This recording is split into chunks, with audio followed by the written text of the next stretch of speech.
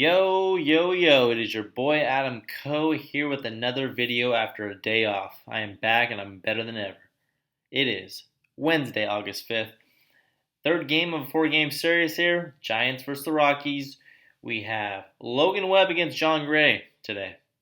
We'll get into that in a little bit. Let's talk about last night's game. Didn't have a video yesterday, so I didn't talk about game one. We gave that game right to him. Don't even want to talk about it.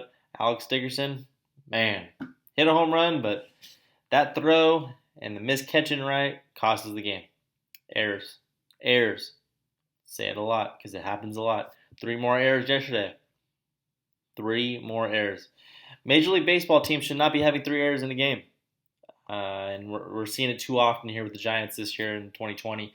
It's getting pretty sloppy, and it's costing us a lot of games. And we're 5-7, but it could easily be the other way around if the errors weren't in there. So last night we had a really bad error by Connor Menez that cost us it didn't cost us the full. It was later in the game, but it was it just happened it was so ugly. A pickoff move. He throws past Belt. The next pitch, base hit by Blackman. So those kind of just two. It was 2 outs, a walk first off. Then Connor Menez picks over.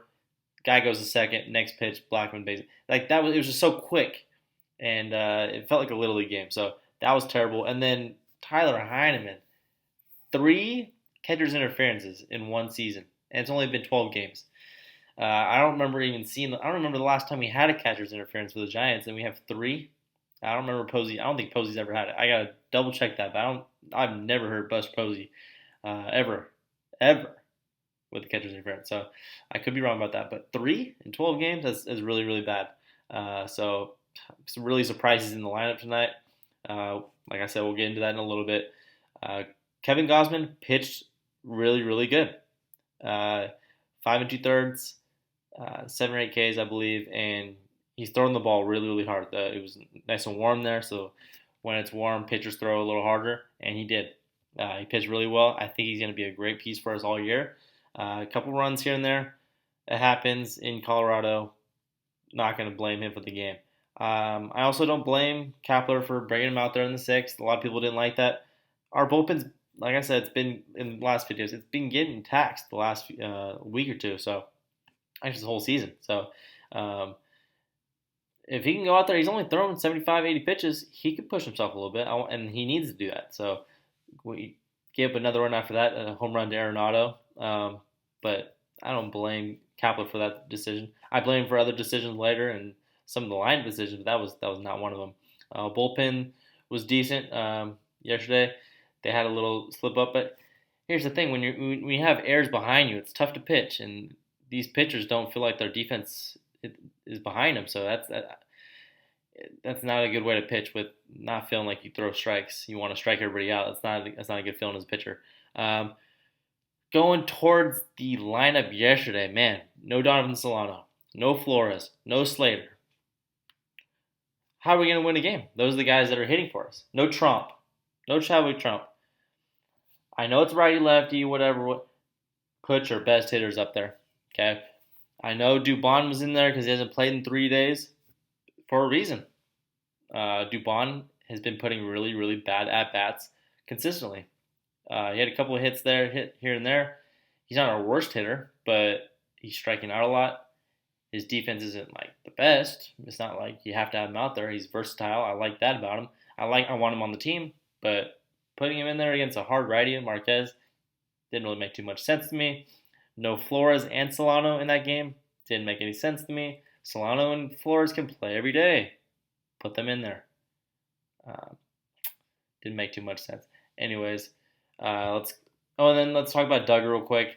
I mean, he got 1 hit. That was the first hit I've seen him hit really hard as a Giant. He had an infield single, a little blooper, but he hit that ball well. I'll give that to him. It was a double, 2 RBIs, great job, but he also struck out twice.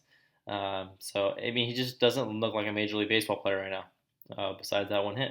So, I don't know what I'll talk about him in a second as well. I'm thinking about other options they could do instead of Duggar. I know they want a lefty, but Joey Rickard did totally fine when he came up last year. Like contact guy, he hit a 3 or 4 home runs for us. Decent defense. He's quick. He does the same thing as Duggar, just a little more contact, and that's what we need um, in the outfield as a reserve. He just strikes out too much, Duggar. His speed is good, like I said. His defense is okay, but his bat is nothing. And then the other question mark I put was, when is Elliot Ramos going to come up? I mean, I know he's really, really young and needs a little more development, but we need outfield help. He's strong. We've seen it in spring training. He's played with these guys. We've seen him hit home runs. We've seen his arm. Let's try it out. I think that's going to come a little later if our record keeps going down. This next 2 weeks are going to be huge for us. We're playing against the Astros, the Dodgers. This is where we decide if are we going to be playing for a possible wild card, or are we going to be playing Ramos and Bard and all these other guys, uh, possibly like a maybe Luciano at the end. I don't see that happening, but they want to see what they got. So these next 2 weeks, like I said, are going to be really, really important, and to see how the rest of the year is going to go. Let's go right into tonight's game. I already said it. Jon Gray, we've seen him a bunch against Logan Webb. Gets the start again. I always get excited for Logan Webb starts lately because I see improvement with him. I see his velocity going up a little bit. His changeup's getting better. He just needs to control his pitches a little more, and hopefully tonight's the night. Hopefully he can get through 4 or 5 innings. 5 or 6 would be great. The lineup that I wanted, the lineup already came out, so I can't really put my lineup that I want out there. The one thing I don't like about the lineup today is Chadwick Trump. You hit 2 home runs and then you sit for 2 days because 2 righties are in the lineup, or in the we're going against 2 righties. Tyler Heineman started off the year great, taking a lot of pitches. Now he's popping everything up. He's had 3 catcher's interferences. Have I mentioned that yet? And he's in the lineup again. I don't know anything against the guy. He's hitting the ball decent. I mean, he has 6 hits already. But Chadwick Trump is hitting for extra base hits. He's hitting guys in, and he looks like he could hit almost everybody, righty and lefty. I'm surprised he wasn't in the lineup. I'm surprised Duggar's in the lineup again and no Slater. I think Slater should be in the lineup every night, righty or lefty, until he stops hitting, but he is hot, so keep him in the lineup. Solano's back in. Belt has good numbers against Jon Gray. Panda has decent numbers against Jon Gray. That's why he's in the lineup. I get that, but I also think that why not try Darren Ruff? I mean, I know he'll be in the lineup tomorrow probably against Kyle Freeland as a lefty, but man, I just want the guys that are hot. We won games with Darren Ruff. I think the record with Darren Ruff in the lineup is like, I gotta check, but I think it's like 3-1. 3-0 maybe. I think it's 3-0. He hasn't got many starts because he only goes against lefties, and that's a problem with me. Let him hit both and see what happens. I just want to play players that are hot. Don't take them off for a day. Play one day, play 2 days, and then your day off. Players got to play every day and stay, in that rhythm. If they're hot, stay hot. Solano, hopefully, he gets a couple knocks today after a day off yesterday. It's a short season. It's a very, very short season. This is a sprint. We were at 500, and then we're starting to play guys like Dubon. We got to play our best players. And if our pitcher, like I said, that's where I can see how fans are mad. If Kevin Gausman is done after 5, that's fine. Put our best bullpen players in, pitchers in, because this is a short season. Just put your best pitchers out there, our best players at that moment. Every game is important. Man, these are tough videos. I feel like I missed yesterday, but I didn't have any time to do yesterday's video. But I wanted to talk about this team because that game was so tough. And the toughest part about making these videos is after a loss. I've always been tough after a loss. Every time we lose a game, that night I always sleep a little worse. The food doesn't taste as good. I always get a little upset, and it's tough to make a video after they lose. When they win, my videos are nice and I'm happy. You can see me smile a little more, and that's why I would be a tough man. I would be a bad manager in the major leagues because coming back after a loss like that is tough. I would love to do it, but it'd be tough. One last note: There will be some roster cuts starting Thursday, I believe. We're going from 30 men to 28 men. So we're going to make 2 big cuts. And my guesses at this moment, Steven Duggar and Suarez. Andrew Suarez.